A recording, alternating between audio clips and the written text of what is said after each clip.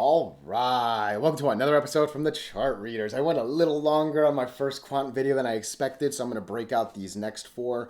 Rigetti, D-Wave, QUBT, I don't know the name of that one, and WIMI has gained a lot of attention, all right? So excited to talk about these. I'll make this one quick just in case you watched the last video.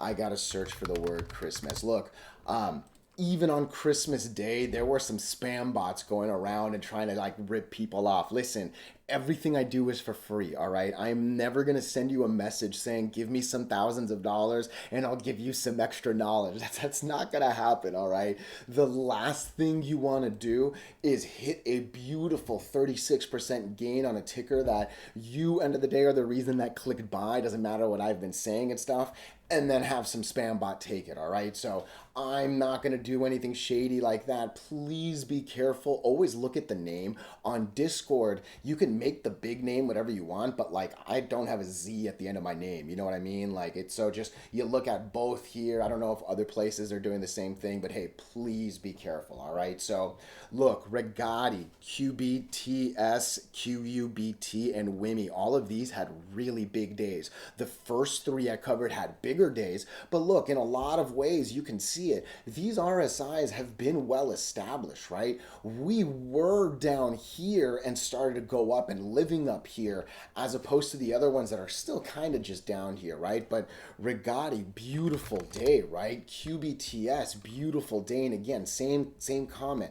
The RSIs were low, we broke the and then we're going, right? So that's kind of the big difference between the two videos, but you can see it. There's so many different ways of beating the market, right? You can look for fresh ones, you can look for the riding on up. It's all a beautiful thing, right? So riding the 8 moving average is basically the theme across these three. The last one I'm going to talk about is WIMI. I am very, very curious where WIMI came from. I actually haven't been, I don't know much about it. Someone said it has a lot to do with holo. Obviously I see that the word holo is in that one. They both have the word hologram. Holo doesn't look good, so I really don't know if that's a real thing or not, right? You can see the word hologram right there as well, but hey, this is actually a fresh attempt at breaking all the moving averages and going up. People are saying that this is a quantum play as well. You know, I get these are just 4 random letters to me. I don't know what any of these stocks do or anything, right? But if it's a quantum play, that's an interesting thing. If it's not, let me know and I'll separate it and put it on a different video. But yeah, if you could let me know a little bit more about WIMI, and like I said, really more than anything, where all the Russia questions came from, I would really appreciate. I'm assuming a bigger like YouTuber or Twitter person or something, all right? So I'm really excited to talk about all these for sure, but before we do go any further and I give you more of my thoughts and opinions, what are we going to do? Same thing we always do, right? We'll take a look at the daily and the weekly to see how these things are setting up short term. We have our 5 moving averages. There are horizontal support and resistance lines that I do draw manually myself. And then when we are done up here, we'll use the MACD, RSI, and volume as our lower indicators. Hey, really quickly, if you can, please subscribe to this channel. Share this video online with your friends.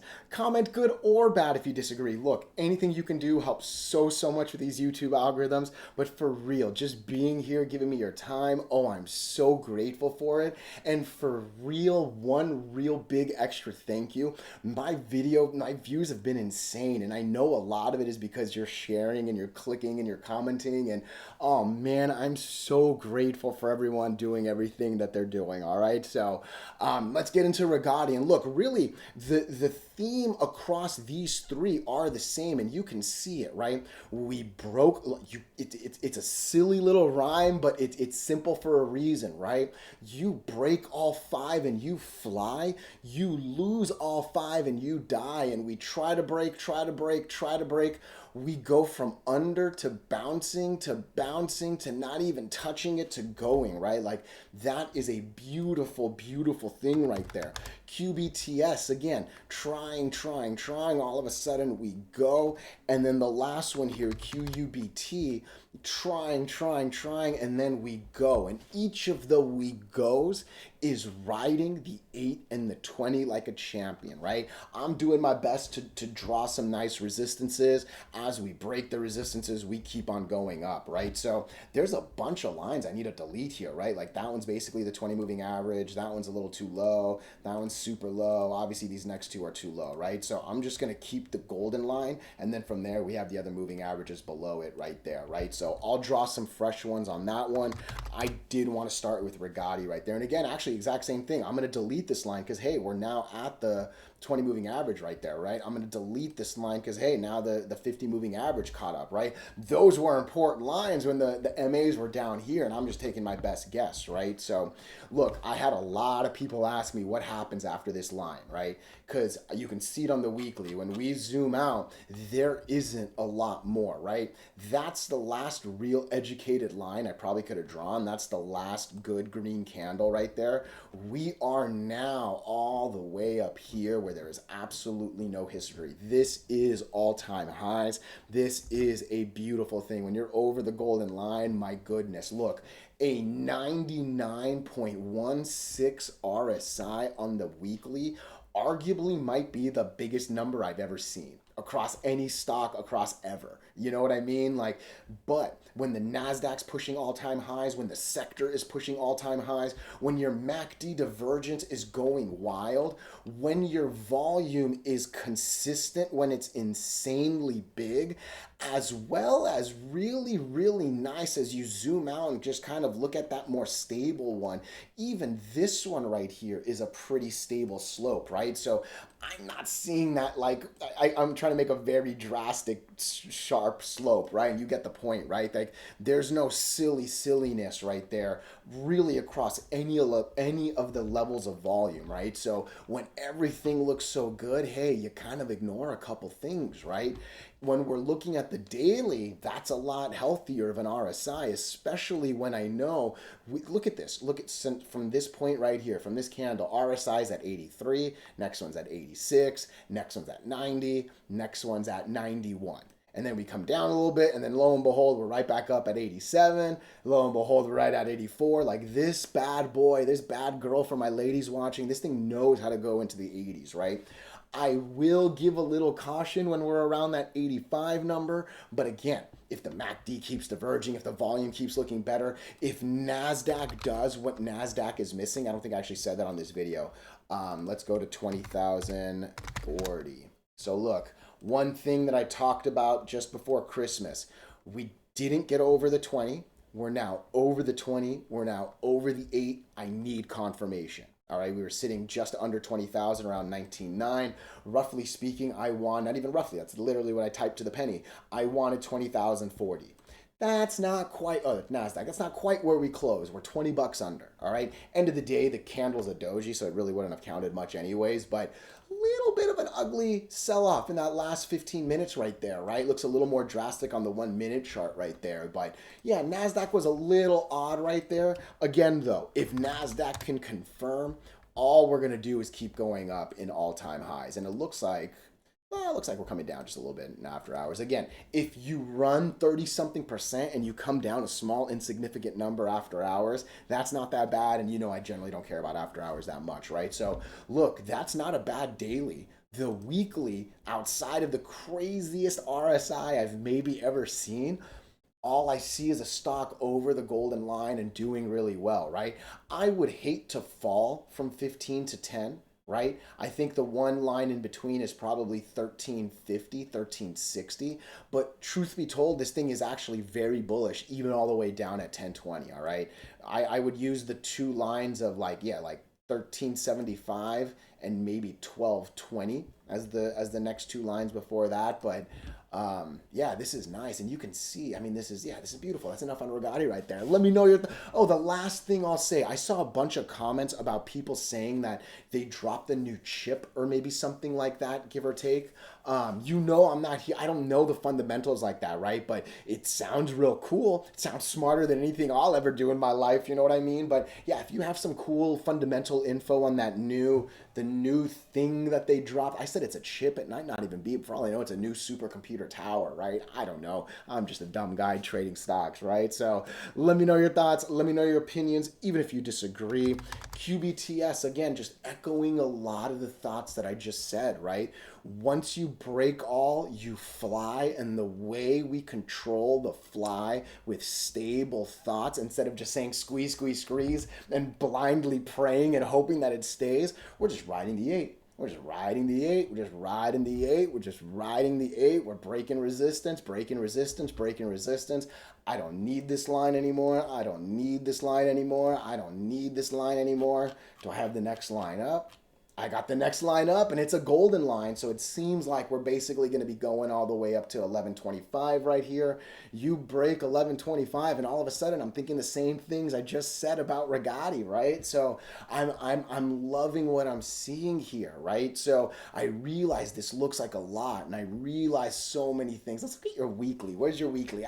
You're not as high. 97 is still obviously very, very high, but same really nice, strong MACD divergence. Same beautiful, beautiful, consistent volume growth. That's probably a little bit on the silly side, but hey, what I would really love is one more big week around the 700 million number. Let me know that this single one wasn't a fluke, but hey, even if it was a fluke, all right, that is a beautiful, stable volume growth from significantly under 100 million to all of a sudden pushing 250 million. Like that's beautiful over a number of weeks as it broke them all and flew, right? So very, very much echoing the same things that I just said about Rigetti. Beautiful, beautifulness, right? So, and I think the one better thing is, look, with Rigetti, yeah, it's all right. It's 77, right? 77 is a little bit higher. With QBTS, I'm seeing a 71, right? So it's at least 10% lower on the RSI. So this thing should have just a little bit more room to potentially move. And really, this thing hasn't done any crazy, crazy volume days. And I think that echoes what we just said on the weekly, right? So yeah, I'm liking this chart. I am. I really am. It's a beautiful thing. I'm liking Rigetti too. It's a beautiful thing. Can you guess what I'm going to say about? Obviously, hey, let me know your thoughts. Let me know your opinions, even if you disagree. Exact same thoughts on QUBT. Excuse me. So many tickers are all about the same, right? Same golden line resistance that we're battling, right? Try to get over it. We support. We're still over it. I think now we're going to use that 8 moving average to take us on up. Even healthier RSI than the other two. This one's a nice little 60 something, right? And we know it can get into the 89s. And we know it can actually get into the 90s, right? Doesn't hold it as consistently as we saw on those last two, right? But hey, it can get up there. From there, I think breaking a golden line and having NASDAQ do its NASDAQ thing should make consistency a little bit better, right? I think QUBT has a little bit uglier volume.